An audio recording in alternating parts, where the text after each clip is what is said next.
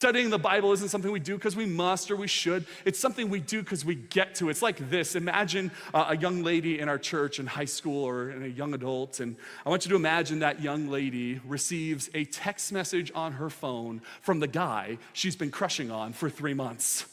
Imagine this moment, and maybe you've been here, maybe you have a daughter, granddaughter, a friend who could be in that space. Imagine for a moment she gets a text message. She sees the text message, it's from the guy.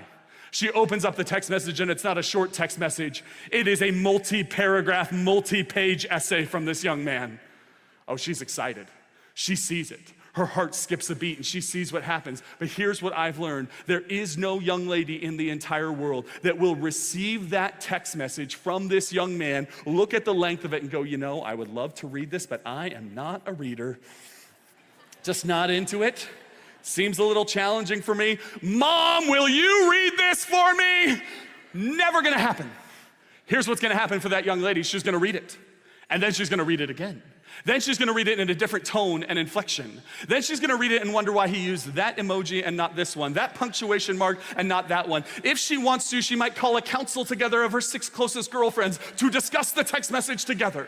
They'll read it, they'll think about it, they'll try to get to the meaning of it. And if at some point along the way, we spoke to that young lady and said, but why do you have to keep reading this? She would say to you, I don't have to, but I want to. And church, you will know that you have the right posture toward God when you think of Bible study and Bible knowledge and getting into the Bible, when you know that I don't have to, but I want to. God has spoken, and I want to hear what he has to say in my life. That's what we're invited to know. So here's the invitation you get to. You get to study the Bible. You get to listen to what God has to say. Isn't it remarkable that God doesn't make us guess what he's like? He tells us. He doesn't make us guess what we're supposed to do with our life. He told us. He told us through his son. He told us through his word. He guides us through his spirit. Here's the Bible study basics. It's this, Scripture. Always start with the word.